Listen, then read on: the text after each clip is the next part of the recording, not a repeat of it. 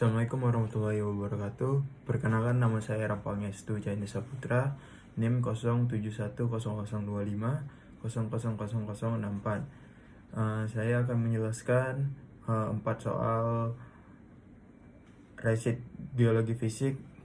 Berikut penjelasannya. Nomor soal 1 yaitu saya menjelaskan tentang siklus batuan. Yang pertama itu dari magma. Magma berasal dari bagian bawah bumi, yang ini, atau mantel kerak yang berada pada suhu yang sangat tinggi. Lanjut ke bagian E, yang ini, yaitu aktivitas vulkanik atau erupsi. Magma naik ke permukaan melalui gunung berapi dan keluar sebagai lava. Ya, ini jalur magmanya naik di sini. Lanjut ke bagian L. Di sini L itu batuan beku luar atau ekstrusif. Lava yang keluar dari permukaan mendingin dengan cepat dan membentuk batuan beku luar. Terus A, yaitu pelapukan batuan di permukaan mengalami pelapukan fisik, kimia, dan biologis akibat cuaca. Lalu F di sini itu erosi dan transportasi. Material hasil pelapukan diangkut oleh angin, air, atau es. Lalu turun ke G, yaitu pengendapan atau sedimentasi. Material hasil erosi diendapkan di daratan ataupun lautan. Terus B, turun ke B, yaitu sedimen. Endapan sedimen menumpuk membentuk lapisan-lapisan sedimen. Lanjut ke C, batuan sedimen. Sedimen mengalami pemadatan dan penyemanan atau litifikasi menjadi batuan sedimen. Lanjut ke H, yaitu metamorfisme. Batuan sedimen yang terkubur dalam mengalami tekanan dan suhu tinggi. Lanjut ke I, batuan metamorf. Terbentuk batuan metamorf akibat perubahan fisik dan kimia. Kembali ke J, yaitu peleburan. Peleburan batuan metamorf meleleh menjadi kembali akibat suhu yang sangat tinggi. Lanjut ke K, yaitu tempat magma kembali, hasil peleburan menjadi magma lagi, dan siklus terus berulang kembali. Lanjut ke soal nomor 2, menjelaskan tentang struktur sedimen pada gambar. Soal nomor 2 ini menampilkan 3 gambar struktur sedimen premier, yaitu struktur yang terbentuk pada saat atau sesaat setelah proses pengendapan sedimen. Struktur ini digunakan untuk menafsirkan proses sedimentasi, arah arus, serta lingkungan pengendapan. Langsung saja yang gambar pertama ini. Gambar pertama ini yaitu menunjukkan ripple mark, yaitu struktur sedimen berupa gelombang kecil sejajar pada permukaan batuan sedimen. Nah, yang seperti gelombang ini nih, dia membentuk gelombang kecil sejajar. Ripple mark terbentuk akibat gerakan arus air atau gelombang yang mengalir di atas sedimen berbutir halus seperti pasir. Arus tersebut menggerakkan butiran sedimen sehingga terbentuk punggungan dan lembah kecil secara berulang. Struktur ini umumnya terbentuk pada lingkungan. Yang pertama itu sungai, kedua pantai, 3 delta, dan keempat itu lautan dangkal. Secara geologi, ripple mark menunjukkan bahwa proses pengendapan terjadi pada energi rendah hingga sedang. Sedimen diendapkan oleh air atau angin. Dan yang terakhir itu lingkungan pengendapan bersifat dangkal atau dinamis. Lanjut yang gambar kedua yang berada di kanan atas, yang bernama itu namanya closing bedding atau perlapisan silang. Gambar ini memperlihatkan crossing bedding, yaitu struktur sedimen berupa lapisan miring yang saling bersilang terhadap lapisan utama. Nah, yang seperti ini lapisan miring. Crossing bedding terbentuk akibat arus satu arah dominan yang mengangkut dan mengendapkan sedimen secara bertahap. Sedimen akan menumpuk pada sisi miring gundukan pasir, kemudian berpindah seiring berjalannya arus. Struktur ini banyak dijumpai pada sungai, delta, pantai, dan lingkungan berenergi sedang. Secara geologinya, yang pertama itu menunjukkan arah aliran sedimen, yang kedua menandakan kekuatan dan kestabilan arus, dan yang ketiga itu digunakan untuk interpretasi arah arus purba. Lanjut yang gambar ketiga, yang ini, yang di kanan bawah. Gambar ketiga ini itu namanya current ripple atau riak berarah. Gambar ini menunjukkan riak sedimen yang terbentuk akibat arus satu arah ditandai dengan adanya panah merah yang menunjukkan arah aliran. Pada struktur ini, sisi riak tidak simetris sehingga dapat diketahui arah datangnya arus. Arah kemiringan riak menunjukkan arah transportasi sedimen pada saat pengendapan.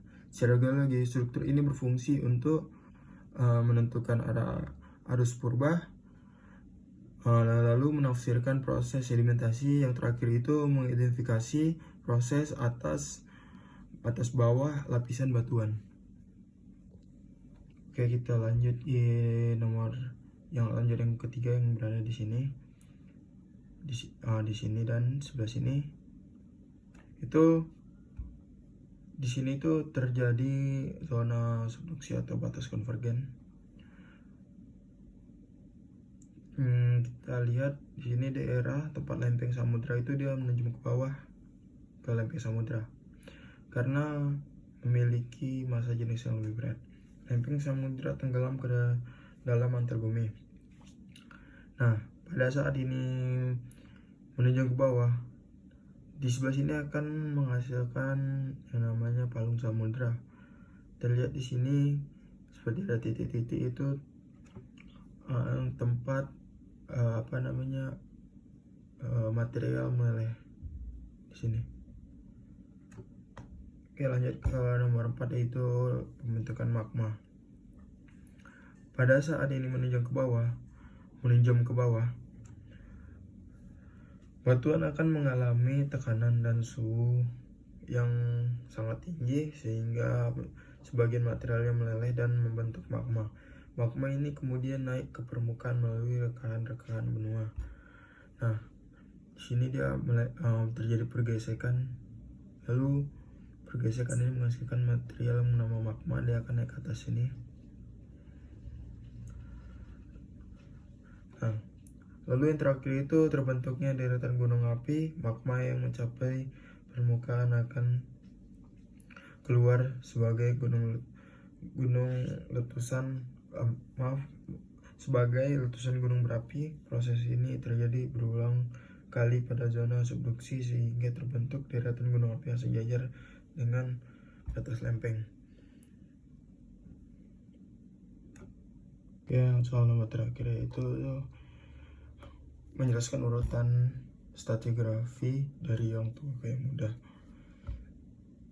Kita mulai dari batuan dasar atau batuan tertua itu berada di A di sini, yang merupakan batuan paling bawah pada dasar penampang dan tidak memotong batuan lain. Batuan ini diendapkan paling awal sehingga menjadi batuan tertua. Lanjut yang ke J yang di bawahnya, endapan sedimen di atas A. Huruf J ini berada di atas A dan merupakan satuan sedimen yang lebih mudah. Karena menindih A, maka J lebih mudah dari A. Lanjut yang ke F di sebelahnya. Lapisan sedimen F menunjukkan lapisan sedimen yang berada di atas J. Di atas J, lapisan ini terbentuk setelah J sehingga lebih mudah dari G. Lanjut ke lapisan C, sebelahnya lagi. Lapisan sedimen miring. Huruf C adalah lapisan sedimen yang miring akibat pengaruh tektonik. Lapisan ini diendapkan setelah F dan kemudian mengalami deformasi sehingga C lebih mudah dari F. Lanjut ke lapisan sedimen miring yang H. Di sini dia. Huruf A berada di atas C sehingga mengalami kemiringan. Hal ini menunjukkan bahwa H diendapkan setelah C kemudian ikut terdeformasi. Kita lanjut ke E, lapisan mana E? Oh, ini dia. Yang E, lapisan sedimen miring. Huruf E merupakan lapisan sedimen berikutnya di atas H. Ini dia, di atas H. Karena posisinya lebih di atas, maka E lebih mudah daripada H. Kita lanjut ke sebelahnya lagi, K. Lapisan sedimen miring masih sama.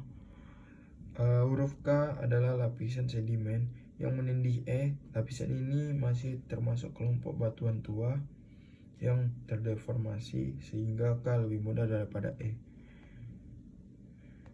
Lanjut ke D. Dia lapisan sedimen miring paling atas. Lapisan ini terjadi ketidakselaраsan Lapisan ini adalah lapisan sedimen tua terakhir sehingga lebih mudah daripada K. Lanjut yang seperti pipa ke bawah ini, yaitu lapisan L. Itu intrusi batuan beku atau dike. Huruf L ini menunjukkan intrusi batuan beku yang memotong lapisan A dan D. Maksudnya lapisan A hingga D berdasarkan hukum potong-memotong. Intrusi L lebih mudah dari semua lapisan yang dipotongnya. Lanjut ke G, yang paling kiri ini. Lapisan di atas ketidakselarasan. Huruf G merupakan lapisan sedimen yang diendapkan setelah intrusi dan erosi. Karena tidak terpotong oleh L, maka G lebih mudah daripada L. Kita lanjut yang di atasnya, I. Itu namanya lapisan sedimen horizontal. Huruf I berada di atas G, tersusun horizontal. Lapisan ini diendapkan setelah G sehingga lebih mudah daripada G. Kita lanjut yang terakhir di atas I, lapisan paling atas atau termuda. Huruf B adalah lapisan paling atas dan tidak mengalami deformasi maupun pemotongan. Oleh karena itu, B merupakan batuan termuda pada penampang.